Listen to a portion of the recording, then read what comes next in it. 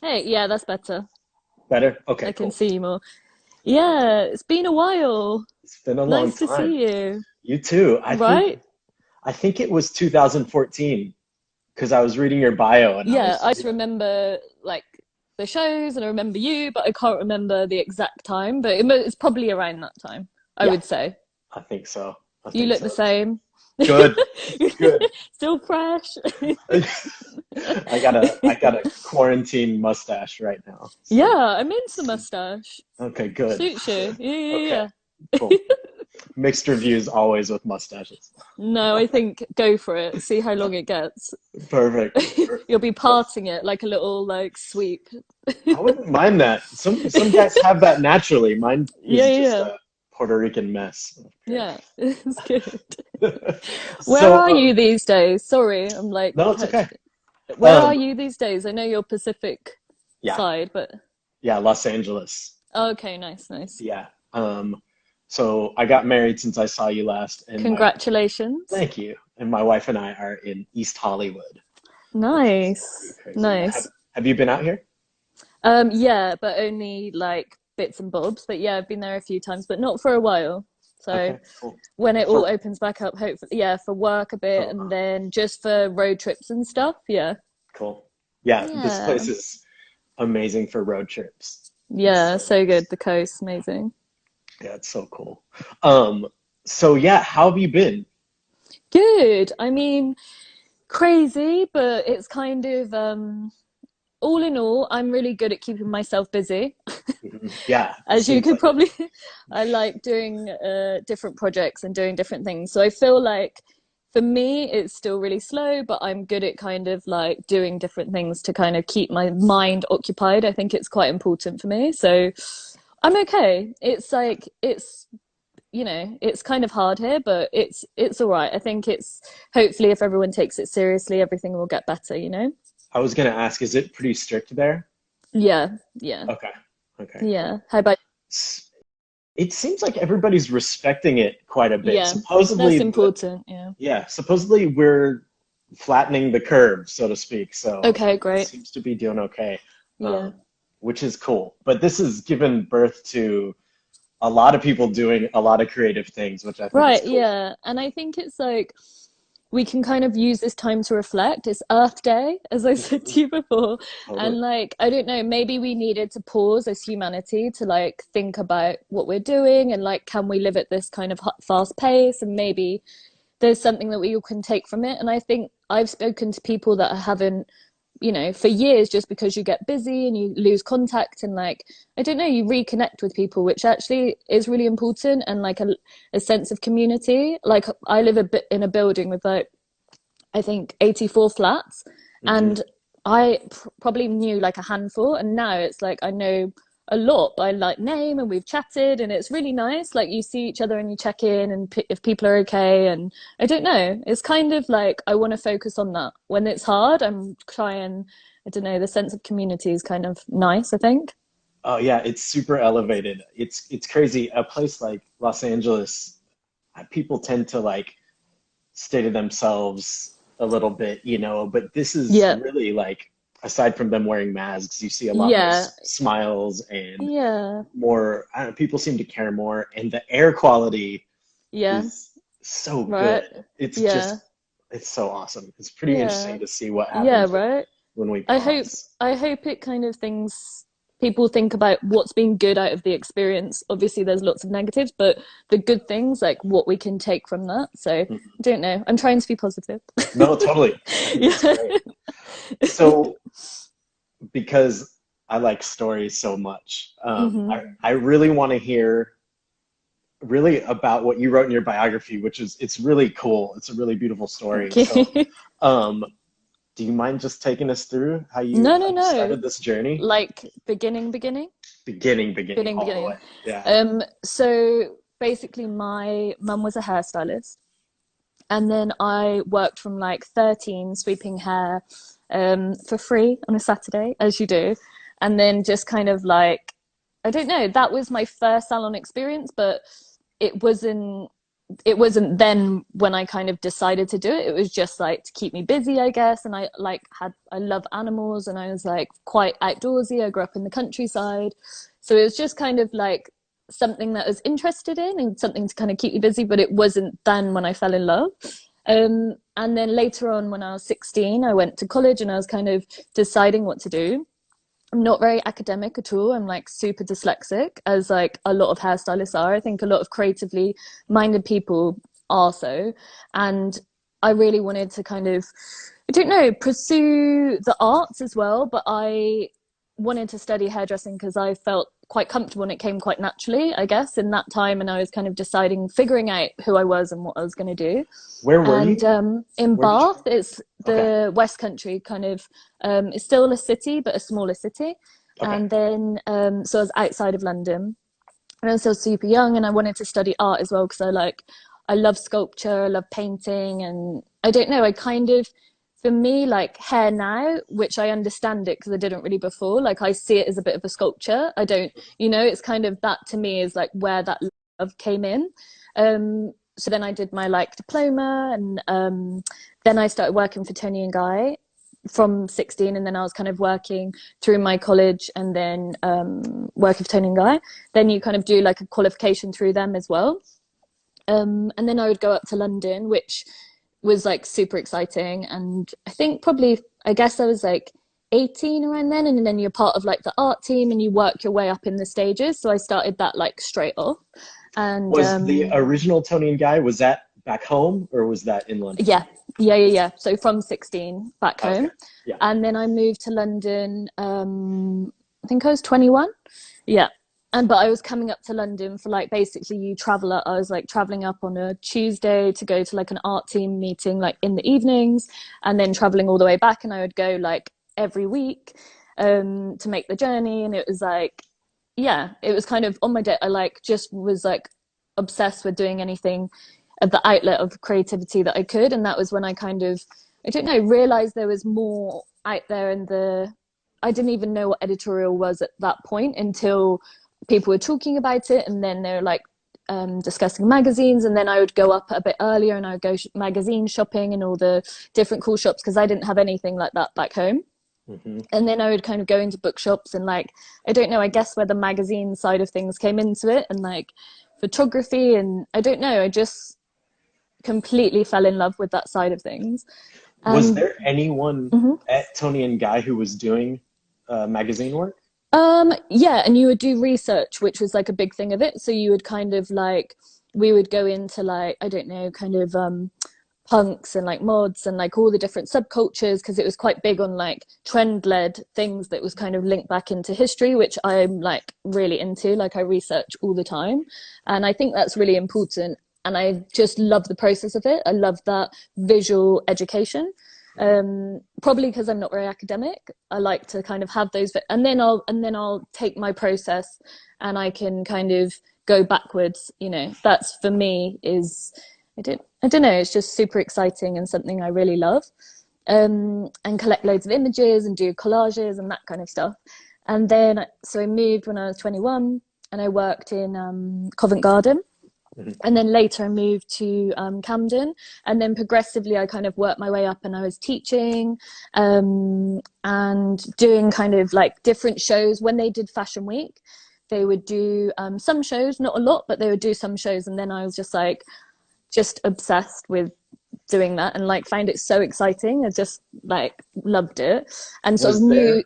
Mm-hmm. Sorry, was there a difference between the culture in Camden versus Covent Garden? A little bit. Camden, like historically, is obviously so punk, and there's so much like richness of culture there, and like a massive music scene. It was a bit later on, so it was kind of diluted and started to get more commercial. But it's definitely still there for sure.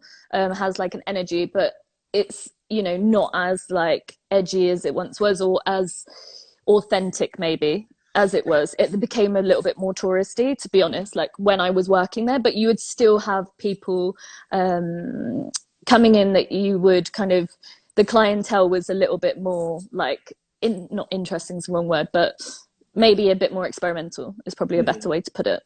Cool. So that was really fun. And like definitely a few characters around there, which was great.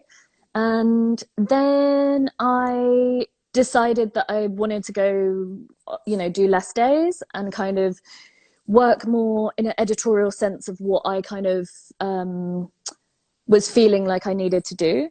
So then I worked for Taylor Taylor. So Taylor, is that a salon? Yeah. I'm not familiar. Okay. Yeah, so lots of people have, like, Anthony Turner used to work there, Mark Hampton used to work there, Alfie Sackett used to work there. There's lots of like hairstylists that have gone through. I'm kind of missing some, I'm sure, actually. There's like a lot of people that have gone through there. And that was great because I could do the days that I wanted to. It was way more lenient to like a freelancer. I wasn't like on a kind of like salary wage in the way of like a structuring system like that. You were kind of going in and you would do your day and then you could kind of pick and choose what days you were doing. And in the end, I went from like 3 days down to 1 day. You're really getting the whole story, aren't you? Sorry.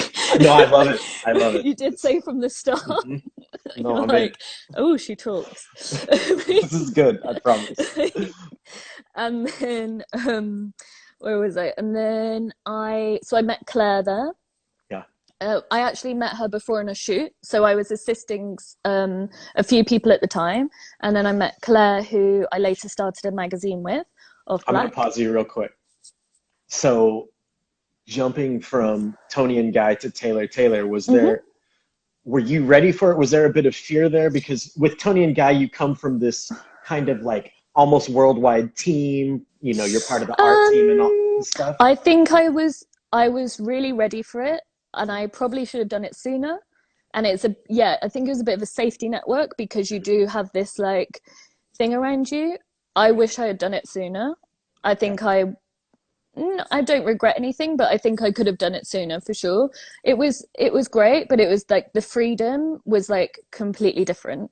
And it allowed me to do what I really wanted to do. So I think everything happens at the right time for people. And I think it worked out. And I wouldn't have met anyone, along the way. It probably wouldn't have happened in the way it did. So I have to be grateful for that. But it was probably a bit of a safety network. And then going to a salon that, you kind of, it was about the name of the salon, but not the educational system in the same way that it was as the structure. And I've been there since I was 16, so it's a really long time. Right. And then I met Claire, and we formed like a really great friendship, and there was like some amazing people that worked there, and decided that we wanted to start a magazine. Were you and Claire kind of at the same place in your careers? Yeah, quite similar. Yeah, because then at that time I was already dabbling a little bit, and so previous to that, once I started with Taylor Taylor, I was allowed then to take a month off and go for shows and Fashion Week. Whereas before, you could maybe take a week off, but I couldn't have taken the whole month off. And I knew that I wanted to do shows, and I'm going back a little bit. Sorry, I've forgotten my timeline about the shows. So in 2009 was my first, I need to remember all my dates, was my first show season. And I just went out to New York, and I went out with a friend of mine, and we like shared a bed. I went out for 3 weeks, and her name's Sophia. She works at Charlotte Tilbury. She's very high up. She's a makeup artist, a really good friend of mine. And we shared a bed for 3 weeks, and we were like so naive, like, we're going to New York, we're going to do shows, like email everyone. And we did. And then I managed to do like a Guido show. And I think I got the email as like an extra. And I was like, it was late. It was like 12 at night or something. And the show is Alexander Wang. Yeah. And I had to wake up at it was 6 a.m, call time or something like that. And I was like, oh my God, I got the show. And then I was like, okay, great. And then I ended up doing a few more shows. Sid Hayes really helped me out, who's amazing. And he kind of sort of got me in a little bit. And that was when Anthony was there, who was like amazing to me. And it was just like a really nice, such a talented team, such amazing people. And then because I did New York, because I kind of went out there, then I was lucky kind of later on in the season, which maybe I wouldn't have been because they needed someone then. It's quite hard to get into teams. So I'm sometimes it's just a chance, Yeah. And then I did other shows, and later on I'll do stuff with Sam McNight. And then later on, obviously James, who I worked with for like 8 years, who I first before, and then I was like on his team, who I kind of found my person, and I was Yeah. like with James after. But Real quick, yep, I think it's super important to stress the fact that you went to New York and you asked. yeah. I mean, I put ask, myself out there completely. I like emailed everyone. I right? was like, this is what I have to do, and I don't care if it's for free, like whatever. Like the amount Sure. of stuff, I just like wanted to do it so badly. And when I experienced that, like I don't know, I've always loved shows from the minute I did it Hmm. to now. Like even when it's hard, even when you're like up all night prepping, or like flying from New York to London and then going straight to a test, and you haven't showered Right. and you then got to do prep, like I loved every minute. I think it's like, I don't know, just so exciting, and I just have such fond memories, and I don't know, it's such a special moment, and I think we're so fortunate to like be part of that creation, and it's like a moment in time, I think, Totally. Totally. which I don't know, I love the creative process. So for me, that's, I don't know, everything really. When I um when I met you, and the reason I got to meet you was because number one, Oh, Marcy is saying that's when we met. yeah. Yeah. Well, so like, I at the beginning I emailed every agency I Mhm. could find Yeah. to, and that's how I got to start assisting people from New York and London and Yeah. Yeah. everything here in LA.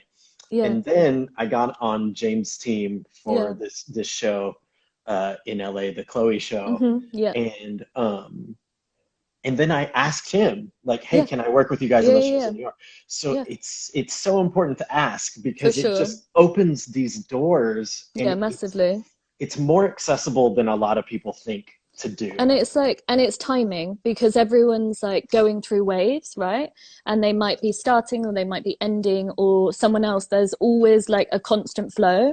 And I Right. think if you don't think it's achievable, like it's not a hard door, like everything's like you can, and if you really want it, I do think it's important you kind of find your way, and you Mhm. find what I said to you when I like wrote to you. I was like, you find your kind of person that inspires you, or someone you really look up to, or I don't Yes. know, a kind of, I think that is part of it as well, and you find where you belong within these like different areas, because there's so many amazing things like kind of within the fashion industry, within the beauty industry, you can do so much. We're quite fortunate, you know Mhm.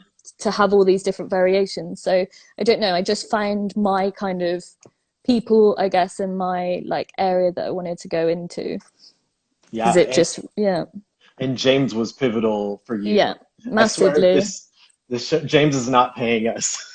James comes I up in know you've almost had every. everyone, right? Just Yeah, recently. I guess it's because he mentioned some people. I don't know.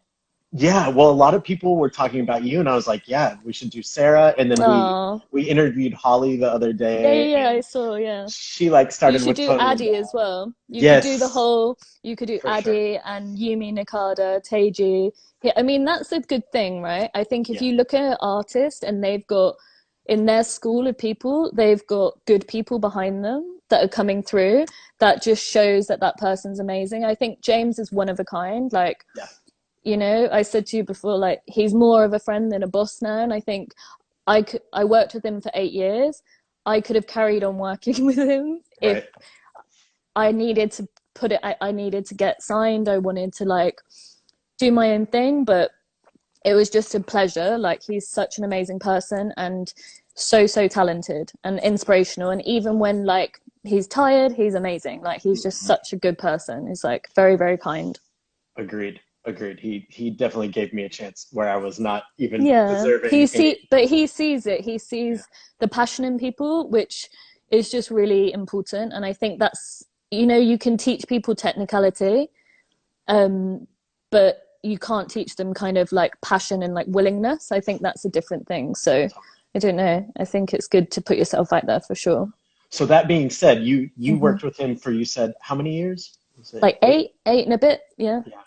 So this was like a relationship and a process. Hmm. How did that affect you in a creative space? And then on top of that, what made you ready to like move on from there? Well, so James was based in London before he went. Obviously, he's from Northern California, and then he went to New York, and then he came to London. So I actually met him through Yumi Nakada, who I mentioned. So I met her in Toni and Guy, and she told me about this guy, and he's amazing. She was working with him at the time, and then I kind of slowly did bits on the team, just as like, you know, when they needed people, and then gradually I kind of was like, oh, he's like great. I just like saw the similar like taste, what I was saying about like seeing your person of like, this is, I don't know, who I kind of like really gel with in that way. And then slowly I would do more and more when he was in London, and then eventually I like first did when he was based in London, and then he moved back to New York, and then we kind of continued where I would come out, and that's when Holly was with him. So then Holly was with him in New York because I was based in London, and then I would do some European jobs or some trips, and then later after Holly, obviously there was Addy. So then I basically continued sort of doing that, which worked out for me because I could do my own thing. And then I was like gradually building my portfolio, and then also I was doing the magazine on the side. So I was kind of doing these like extra things, but then I would have, I don't know, this nice thing where I would go all for the shows, and then I would be part of the team, and I kind of like in the end, I would just help. It takes quite a lot of people to kind of run. Obviously, when there's big shows and you're going from like New York to London to Milan to Paris, sometimes James would have on some occasions like 4 shows a day, and we might have to have some of like start a show, finish a show, or there's like a shoot. So we would kind of be like extensions of, you know, to sort of fill the team, and that's what it takes. Like team's so important, and James has like got the most amazing team. Like it's grown over the years, and people have been there for years as well. Like Gary's been there for years. Chris, me, Jesse, like there's such amazing talented hairdressers there that work with other teams, but they, you know, that James is like who they kind of like come back to as well. Totally. Yeah. So, I mean, this is all, I don't know, you've been doing it for a long time. Yeah, you know, yeah, in your early yeah. teens. You know, a lot of times in the States, people Like a start, lifetime, really. yeah, totally. Yeah. But when you're kind of making a name for yourself in the editorial world and you know, doing the shows and assisting and all that, it's a lot to take on a magazine too. Yeah, it is, but I guess like I think when we started it in 2014, there wasn't as many beauty publications, so it's nearly been 6 years, and in that time, people's just a kind of perception or the understanding of like beauty people doing something else has really changed. Obviously there's now like beauty papers, there's like days have got beauty, like there's like many more, and people are doing really exciting things. But when we started, it was kind of like people, especially for hairstylists, makeup slightly different, but if you're kind of a hairstylist, they're like, what do you mean you've got a magazine? Like, how does that work? Kind of a little bit like, well, you need to be this. How can you be that as well? Which has really changed. Like, you know, people do multiple things now, but really in that short time, obviously with social media and people kind of doing different projects, it's become more popular, and like the freelancer itself is like grown as a career, I guess. And I like I've mentioned and I'm banging on about, like, I just loved magazines and publication and print, and just sort of really this like obsession with like the creation process. So with the magazine, we change the format each time, so each magazine looks different. So we take on a theme, we research the theme about what we're feeling at the time, like culturally, or just the kind of energy and the feeling that what we want to produce. And then we create the magazine, and like the paper changes, the format changes, the size, everything. And then we generally have a party. It's usually themed as well. So our last issue, I can show you. We have one here. Well, I haven't got my hands on one yet, and it's been Aww. I've been wanting to for a long time. And thank you. Yeah, so it's quite big. So it's all recycled paper, nice. Which was really important. And I don't know, do you have the yellow pages? there? You Yeah, must do, yeah, right? Yeah. yeah. So it's based on a phone directory. So it's Nice. basically like an A to Z. So it's all like, they're kind of like coffee table books. They're kind of, we always wanted to create something that you would keep and hold dear to you. And like we've got amazing creative director that works with us, an art director, and it's just like a whole team. It's like a kind of family that creates it. Can we see the cover? Oh yeah, there's a few. There's 6. I don't know. Oh, yes. Sorry. Okay. Very cool. It's called Off Black Yeah. Magazine for people who didn't catch that. And Yeah. their Instagram is it's off_black, right? Yeah. It's Off Black Mag. Off Yeah. Black Mag. Yeah. Our With first an one got deleted because I put some picture of like someone with nipples and it got deleted. So the whole account got yeah. deleted? Oh my God. Yeah. That's Early crazy. days. It was like, I don't know, the first month, so we had to change it. Right. Back Right. in the day, it was like a bit stricter. Yeah, it's crazy. Yeah. But then we had to start again, so that's why it's my oh, Kelly put it up. Thank you. Yeah, totally. So So yeah. so how many issues are you guys putting out a year? We basically do it as like when we want to. So independent publication, we sort of had this agreement that we're going to do it as a project out of love, because also like it's very, very competitive as a market. And if you stick to, so basically we're biannual, and if you stick to the kind of seasons with advertising, you know, if you're putting out quarterly, it's like more than a full-time job. So we Totally. always wanted it to be our passion project and put something like that we're proud of, and not something that's going to end up in a bin. Like we wanted it to be, you know, collectible almost. So it's always something that's loved and not just sort of wasted. So we haven't done one for over a year now. So we're doing something at the moment that we're just doing collaborative poster projects for people that are in isolation. And it's kind of, we're just deciding to do it when we want to put something out there, which is really nice to not have that pressure. And even with seasons, like a lot of people are showing like off schedule now. And I think the fashion industry itself has sort of changed a little bit.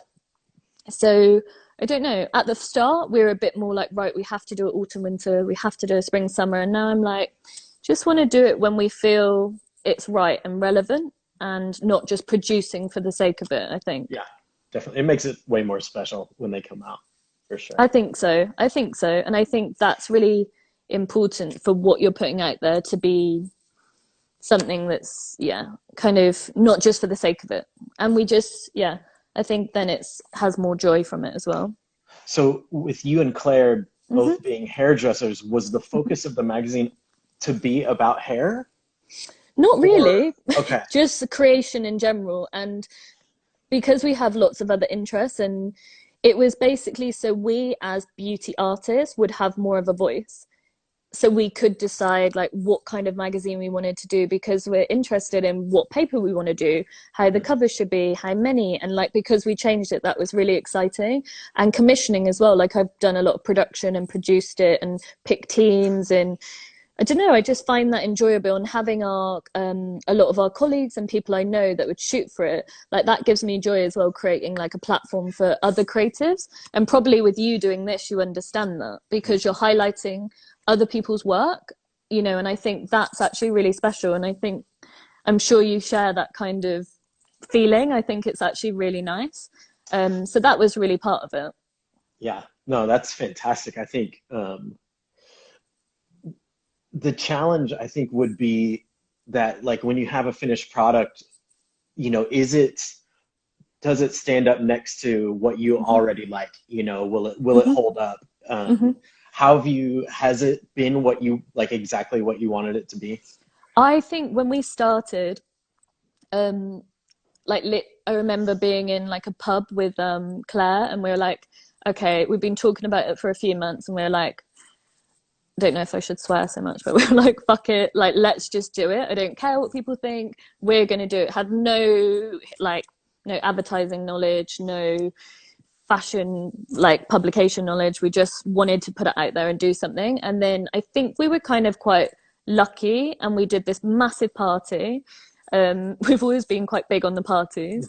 And we did a massive party, and we just did a poster, and then we did an online, and then our online just lots of people just really enjoyed it and were quite excited about it. And then our like poster print, and we did some t-shirts. We did just lots of different things as well. And then we were kind of updating online. And then so that was in July of 2014. And then in the November, we decided that we wanted to do a print. So we did a print, our double issue, which was quite short, that kind of timeline, because we were just like itching to do print basically. And then we just kind of evolved. And then I think from assisting, because both of us were assisting, we were getting to know other photography assistants and other styling assistants. And then we were quite lucky with people that their careers were growing. So each issue was getting stronger and stronger. And also we were looking out for talent. And I must say we've been quite lucky with some people that have shot and then they've kind of like elevated in their career, which has brought us up. And I think that's how it kind of works. And then we've had like Vivienne Westwood, we've done Loewe, we've done Miu Miu specials, and it sort of just happened. I never imagined that I would be speaking to someone at Westwood or Miu Miu, like, you know, no one's taught me this. So I had to like learn the language and, you know, kind of teach myself. And being in meetings with people about kind of different things that we were doing and different projects, and don't know, just sort of learnt on the job really. And I think maybe that's a hairstylist skill. You're kind of used to talking to different people and being in those situations, and I don't know, maybe that helped. But in the way of being what I wanted it to be, it's different because it sort of got bigger than I thought it was going to be. Right. But in a good way. And I think I want to keep it just always open for whenever we want to do it, just a really open story rather than too much pressure of like what it can be, really, if that makes sense. Yeah, well, because something like that could become your full-time job, obviously. Like but the hairstyling, I feel like, is good to keep that as my main job, I hope. But then I'm like doing lots of different things, I guess. Yeah, totally. So with hair, where are you now? Are you doing what you want to be doing with hair? Yeah, for sure. Yeah. So I signed with so I finished James's shows in the February, and then 2019, and then I signed with D&V Management in the May. So it's coming up to a year now, and it's been great. And I think I'm quite lucky because I knew I wanted to sign with someone that I could do a lot of creative editorial was really important for me. Right. And then that being supported with advertising and lookbooks, etc., that obviously I want to do as well. But I really, really love to do creative editorial, which was important. So I think it's been a really good match, and they've been very supportive. I think with signing, you don't have to. I think if you get your right match, it's such a support in your career, and then it can like obviously bring you forward. And if someone understands your direction, it's great. Is this your first agency? Yeah. Wow. Yeah. That's crazy. And I just wanted to, because I wanted to also, I didn't really meet with loads of people, and I didn't want to sign with the wrong agency. And I wanted to just, once I kind of found my match, I wanted to kind of go with that. Well, if you look at the timeline of you signing with them in 2019, but you also look at all the work you've done, and it's amazing. Like your work is so good, and it's so. Oh, thank you. It's like I said it in the blurb. It's really diverse, and it's strong. It's a lot. I love though that you did not wait to develop your eye and your work. Like you got your work done, you got it photographed. You didn't have to have an agency to I guess that's my kind of personality. I'm a bit I don't know how to say it really, but I kind of if I visualize something and I like want to do that, then I'm gonna do it. I guess whatever the restraints are, a bit like the combs that I was telling you about as well. So I started that in like January, doing Recomb, which are recycled combs, combs made out of recycled plastic. And, you know, I didn't really, you know, I've been kind of thinking about it and the waste in the fashion and beauty industry. And it's just kind of been an idea, but I didn't really have anything apart from like, I want to do this, and if I can do this, then other people can do it, and then maybe it will make a difference to others. So I'm sort of like that. When I get something in my head, I'm just gonna do it. So maybe that's why with the editorial stuff, maybe that's sort of how it kind of happened, because I'm just like, yeah, I think you need to make your own future, right? Yeah, absolutely. I don't want to skip over the combs. Oh, okay. So well, I'll show you them. Should I show you? yeah, show us. So awesome. This is one here. The light's not great here, so it's shining a little bit. Yep. But basically they come in different colors, and it's, yeah, so waste plastic. And I'm doing it with a friend that I met on James's team as well, called Chris Dingle. And he and I had been speaking kind of the season before I left, I guess. So yeah, I can't even remember the timeline, but for quite a while that it was always a hot topic on James's team, because James is super sustainable. He's very environmentally friendly, and when we would do shows, basically we would get product sponsors for each show, and if there was waste product, we would do in each city like a shelter drop. So we would go to like a homeless shelter, we would drop shampoos and towels and things like that. So we were really conscious as a team what we were doing with this waste, because like, I think brands have kind of realized, and they've been tailoring a little bit, or I don't know, people are ordering less, but I think that there's always a lot of waste anyway, so we'd always be quite conscious, and then talking about what we can do. And a friend of mine does a charity called Foundation for Change, which is super amazing. They've raised, like, I think the last sale they did was, like, I might be wrong, but like £18,000. So basically different beauty artists will gift product, and then they do a collection, and a lot of it's from Fashion Week, and then they do a sale before Christmas, and then the money goes for Refugees UK. So there's like loads of things like that were kind of in my mind. And like hair tools in particular, there's not many options, there's not many sustainable options, there's not many like the combs especially, a lot of them are acrylic plastic, or they're single-use plastic, or they're not made from recycled plastic, or they're not ones that plastic that can even be recycled. So I kind of was thinking about that, and then also just the industry as a whole, and me as a small part of that. Maybe the big players can then hopefully see the message of people doing more things. I think if there's a green movement and people making a difference, we haven't got any backing, doing it completely ourselves, and just because it's like an important thing to do. So going back to it, sorry, I really do talk a lot, don't I? No, it's great. That was really cool. I want that. Yeah, I'll send you one. So basically we wanted to start off with something that's unisex. It's also for everyone. It's for every hair texture. It's something that's really, really simplistic. It's not gimmicky. It's just a hair comb, but you can use it in all different hair types, which was really important to start off with something that's for everyone and genderless. I didn't want to do like something that's too particular, that's too fussy, that only certain people can use. It's like, no, I want to make it for everyone, like strip it back to simplicity, but make it beautiful and make it out of waste. So our kind of thing is beauty from waste, and really utilizing plastic so we use, this is like a matte black, but I don't know how the system is in LA. Maybe it's better, like the recycling system there.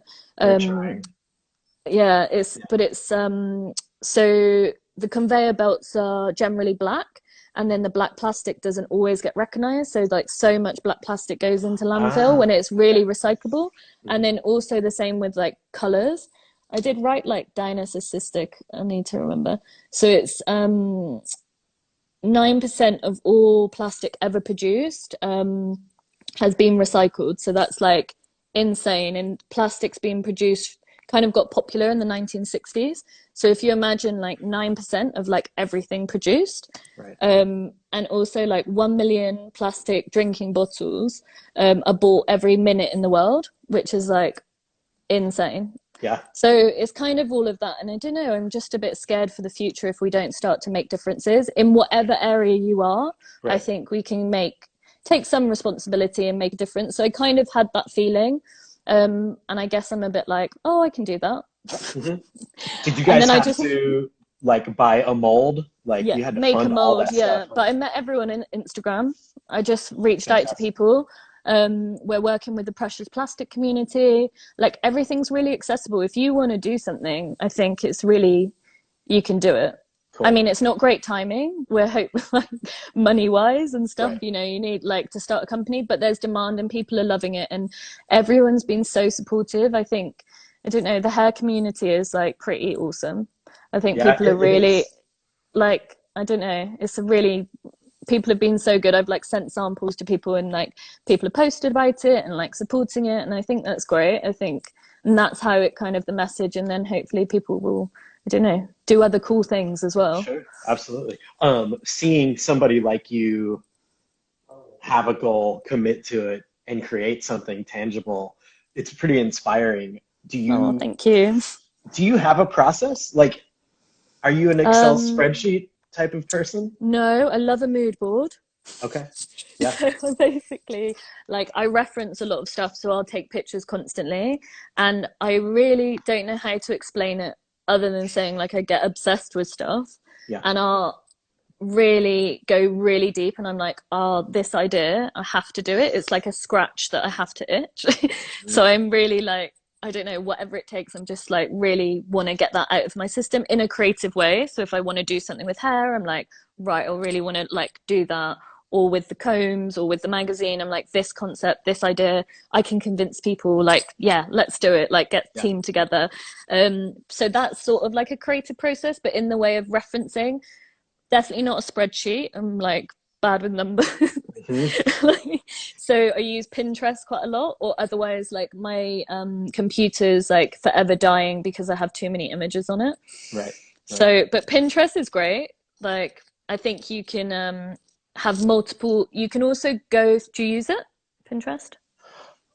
In and out, I've used it Bit in the annoying. past, and then yeah, but it's no, it's It's good. It's a good it's good to resource. like find other references. Yeah. So then I might, because it will take you on a journey that you get a little bit lost in, and you Mm. might put something in and then find other things. And then with that, I'll save images and then I'll do mood boards to kind of help visualize. Right. And that's kind of what my creative process is, I guess. But that's great for hair, but what about when you want to do a comb? Oh, for the comb, kind of the same process Yeah. in the way of the mold, you mean? Yeah, just like you are Oh a yeah, it has to hairdresser, be. you use Mhm. combs, and Yeah. you're like, So we suddenly I kind want of to make that. like, but in the way that we knew that we wanted it to be super simplistic.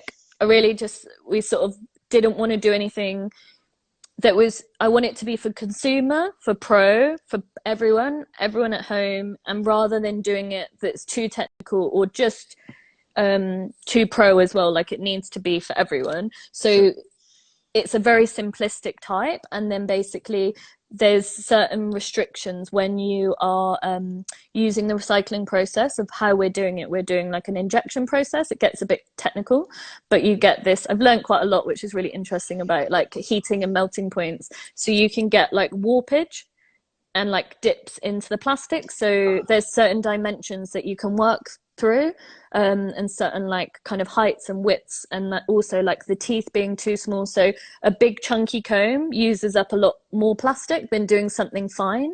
Hmm. And also with the teeth when you're creating a mold.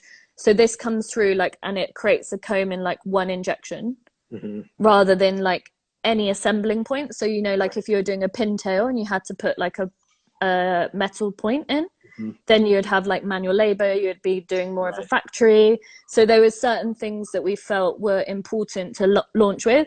Everything's achievable, but it's also like, I really was like, we have to do it for Fashion Week and get it out there, and you know, start talking about it now, because other things can come later on. Like you could do anything with this, brushes, hair Yeah. dryers, Sure. looking for collaborations.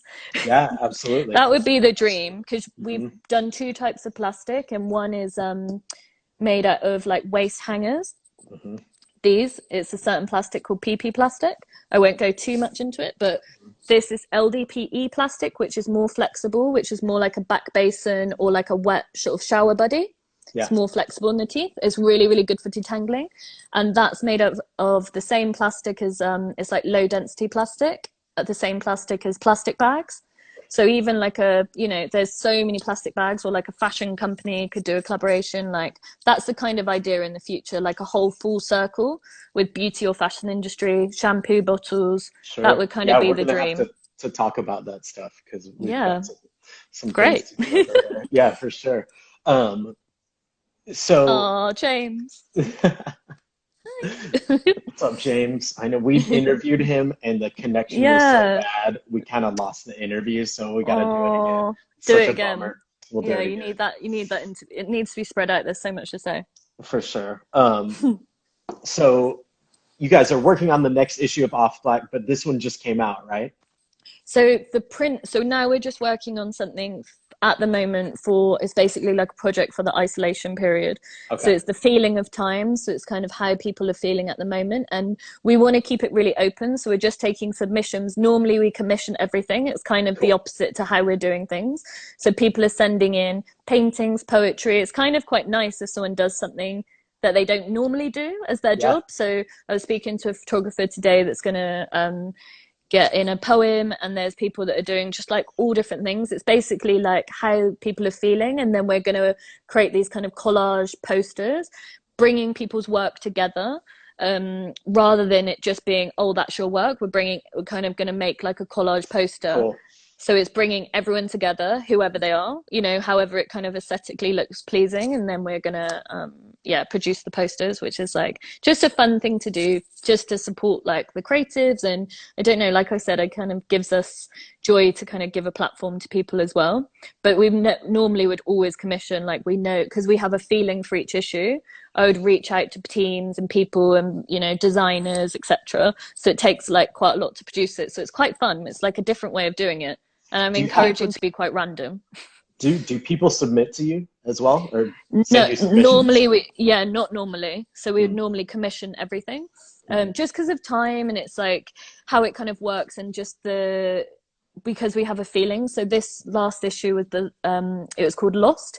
Um, so it was kind of about people's feeling at the time, and kind of, it's actually quite current. It's quite apt for now as well. Mhm. So it was quite emotion led, and then we had kind of different themes, and we send people like a breakdown PDF of like the overall arcing energy of the magazine, and then people creatively come off that however they kind of like to. So it's Right. generally, then we don't want kind of all the work to look the same, so we kind of pick different people that have like a different vibe, Cool. so we curate it in that way. So it's quite different. It's quite nice that we have like really random stuff. So please, encouraging people to send whatever they want in.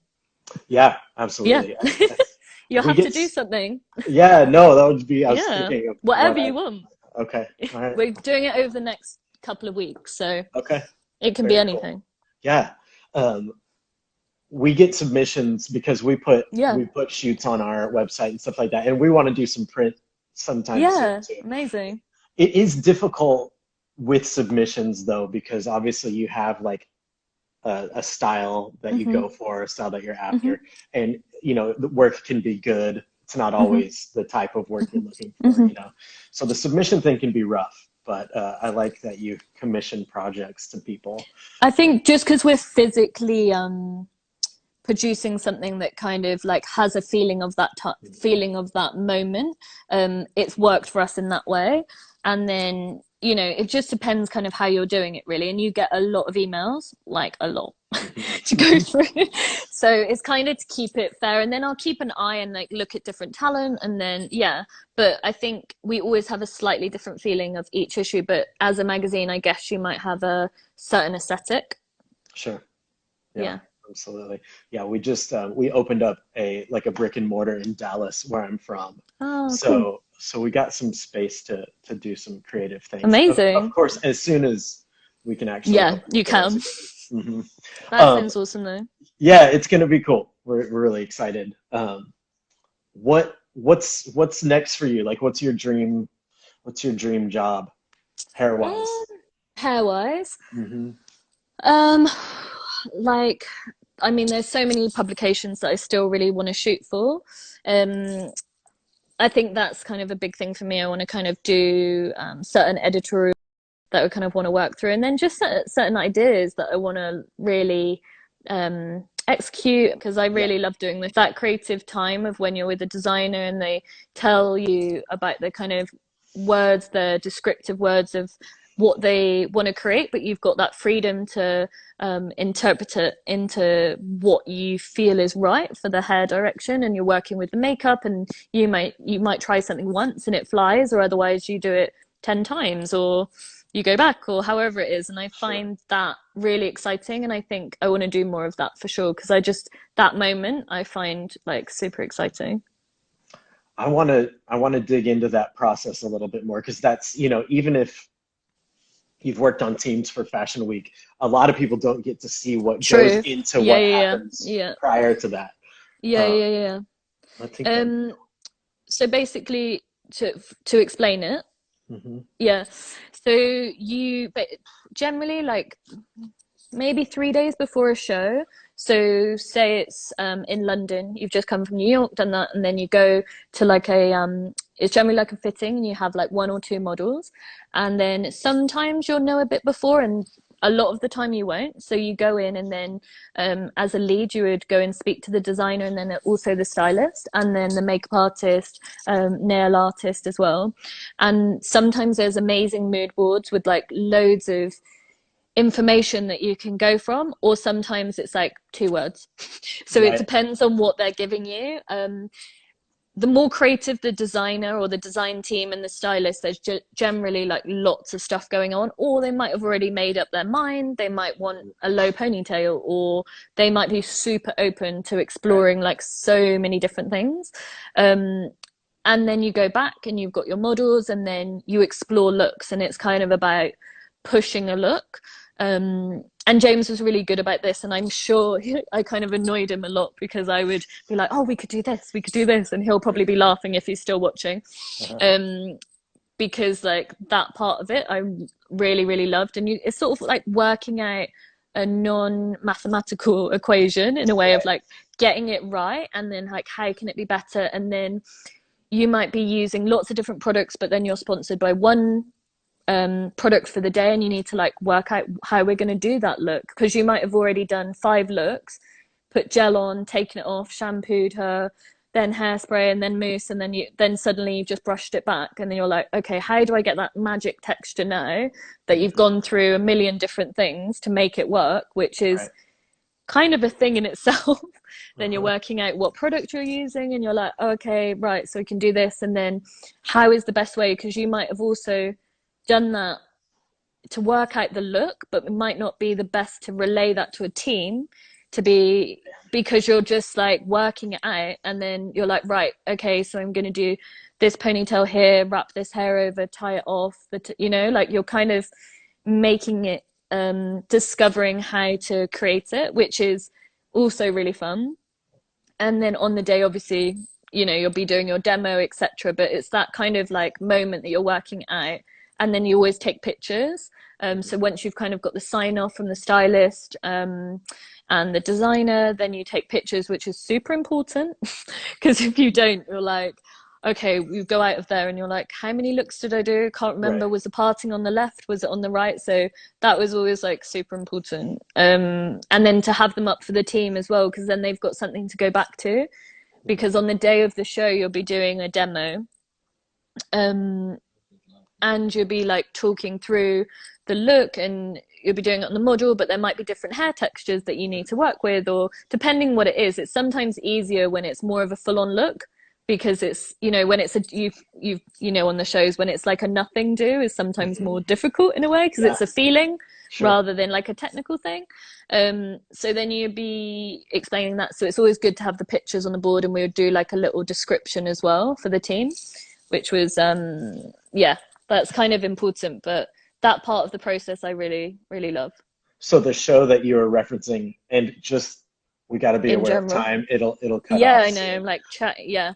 but it's fine because we'll do it again soon. But the show that you were referencing that you keyed, Oh, the one I did, yeah, what was what was that look like? Yeah, what was it close so that was shrimps, but all the stuff that I said was just shows in general. But Princess Diana was also another reference, and we did Cool. these like Princess Diana blowouts, which were really cool. Is it on your page? Yeah, Can we see it on yeah, there? Okay. All right, Yeah. everybody go look. That sounds cool. Yeah, I'm excited to see what you guys come up James with. is making me laugh. I saw Sorry. that. He's like, holy shit. Yep. Yeah.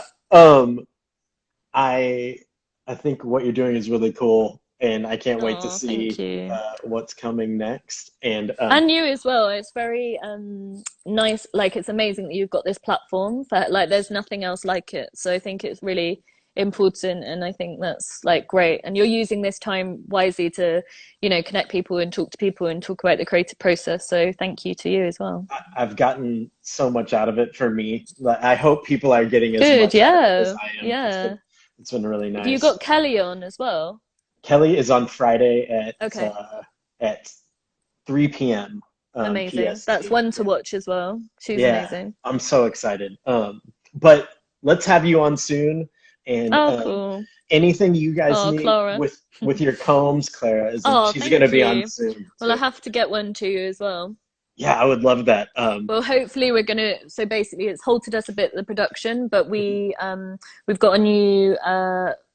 We're starting production again from next week, so hopefully we've got combs coming back in because loads of people are requesting them. It's really, right. I'm like, need to get them out there. So we're just like, we're slowed down, but we've not halted.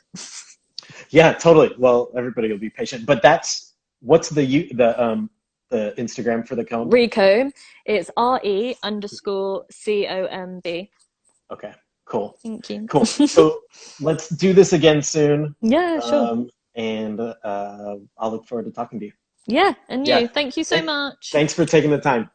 Oh, of See you course. soon. Bye. Bye. Bye.